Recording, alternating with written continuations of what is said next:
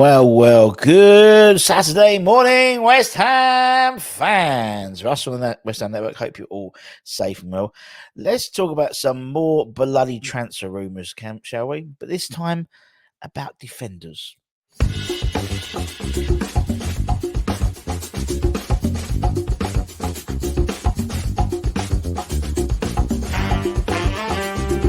They'll lynch you, but he did, and he laughs.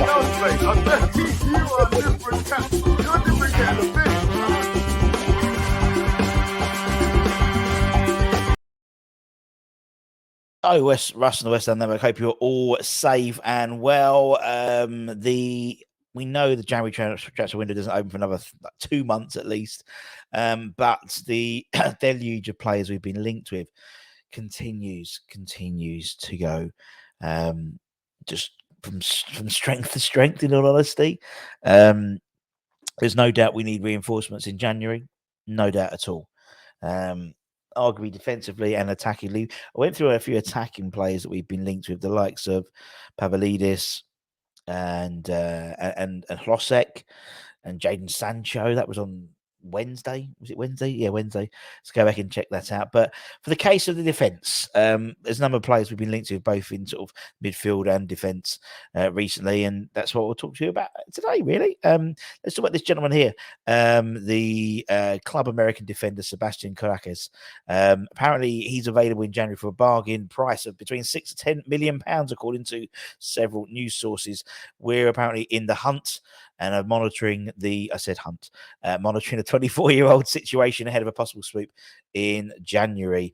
It's believed that the Liga MX outfit Club America will not demand a huge fee for him, as he's out of contract in 12 months' time, and apparently we could demand quite stiff competition from the likes of we've got Man United, Newcastle, Fulham, Spurs are all keeping tabs on his progress.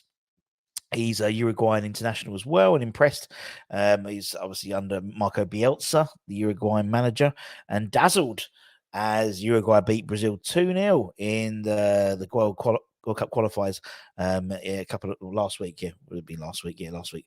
And he's become a regular inside alongside the likes of Darwin Núñez, Real Madrid's Federico Valverde, and various others. He's 24, as I said. He's started and played 90 minutes in each of Uruguay's last 4 qualifiers.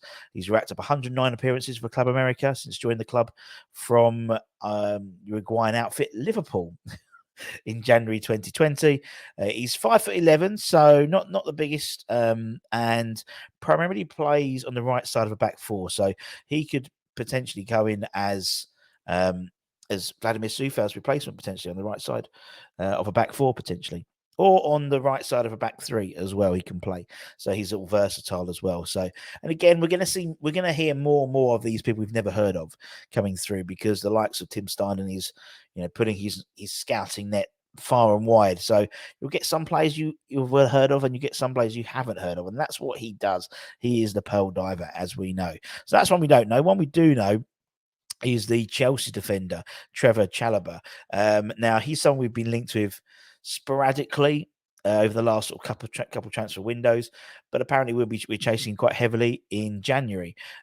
He's been attracting interest from us, from Spurs, and also from Bayern Munich as well. And Chelsea apparently are keen to sell him in January, according to Team Talk. We wanted to sign the 24-year-old back in the summer, and I think previous January as well, but instead we opted for Mavropanos. However, it could be argued that we need at least one more centre-back. Having seen Angelo Bonner's performance against Olympiacos on Thursday nights or Thursday afternoon, we need another centre-back for sure. And as I said, the Blues apparently decided to sell the 24-year-old, and rather than him leave potentially for free transfers at the end of his contract.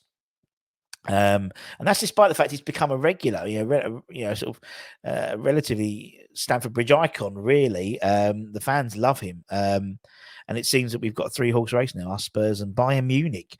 I think it personally be a fantastic addition. He's got that He's got age in his side. He's only 24, but he's got that Premier League pedigree that we know that Moyes likes as well. So it'll be something which would appease him as well as maybe a Tim Steindon. If he's around 25 million quid, which apparently, according to the Daily Mail, that's what he was around. It was available in the summer for. That would be a fantastic signing, I think. Generally, a very, very good signing. He's quick on the ground, strong in the air. He's got experience. I mean, last year, 25 Premier League appearances for Chelsea. He can also play defensive midfield as well. So there's that sort of diversity in terms of the positions he plays.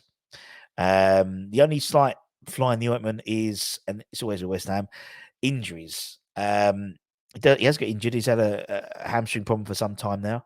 So that could be a concern in terms of a medical, but also just buying him. But we bought Kurt Zuma and he had one leg. So, you know what I mean? So it's how it's managed.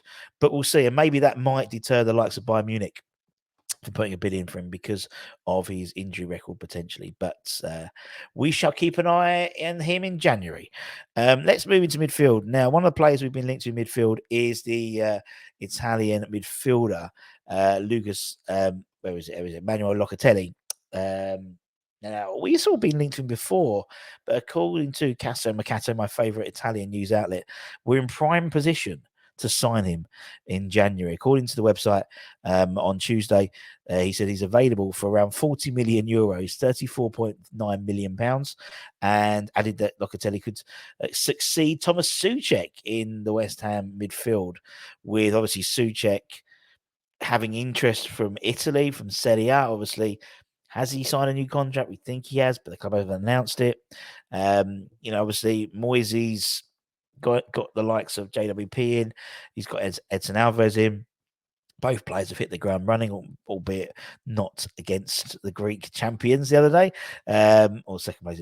And it seems that maybe Souček could be the next player out of the door, and a replacement needed.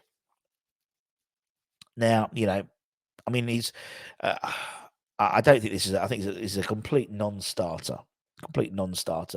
I think we're probably more likely to get a younger model than Locatelli, particularly at that price point as well. And I think the person we could have more chance of getting is the Fenerbahce midfielder. The Fenerbahce midfielder, I can't pronounce his name. What a surprise.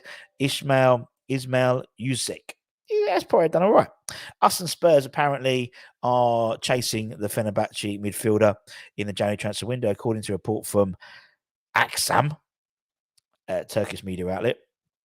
Obviously, we mentioned on Wednesday, I think it was Wednesday, about the Valencia midfielder, Javi Guerra. I think we're not in the ballpark for that one, to be perfectly honest. However, some like Yusek, he's definitely someone more attainable than the Spaniard, and a lot cheaper as well. I mean, he's 10-capped Turkish international, and he's a top-class player, and would provide strong competition for Edson in that sort of CDM role. And that's what I think, looking back and dissect and sort of thinking about that Olympiacos game, we desperately, we're defensively, we're not very strong. And having that CDM role there, Alvarez just sitting in front of the back four, just giving that extra sort of base of solidity is key. And when he's not there, we look a different side. And we looked a different side against Olympiacos. Ismail is a out of the box CDM, really. He's had 8 Super League outings for Fenerbahce this season. Averaged 3.4 tackles, 2.4 interceptions, 1.8 clearances, 1.8 aerial duels. He's got a pass completion rate of 89%. He's just straight out of the box defensive midfielder. And, he's physically, he can hold his own as well. He's strong in the challenge, got a great engine, very similar to Alvarez in terms of his the way he plays. And I think we're in much better position than Spurs to sign him. And I think, and he does crop up with the odd goal, as you can see him celebrating there. And I think he would be a really interesting addition to the side and would come a lot cheaper than probably some of the other players we've been linked with, possibly. Possibly. And that's it, my friends. As I said, keep an eye on the channel. We'll have all the I'll be outside the stadium, stupid time tomorrow morning, hopefully, if I can wake up for the Everton game. We'll have the predicted starting 11s, and all that stuff. Go back and check. We had all the Moyes press conferences and player ratings of Olympiacos yesterday, if you want to go through the pain again. But until then, take care, stay safe, stay warm, stay humble. Keep the faith, my friends, and come on, you bloody, bloody Irons. Irons!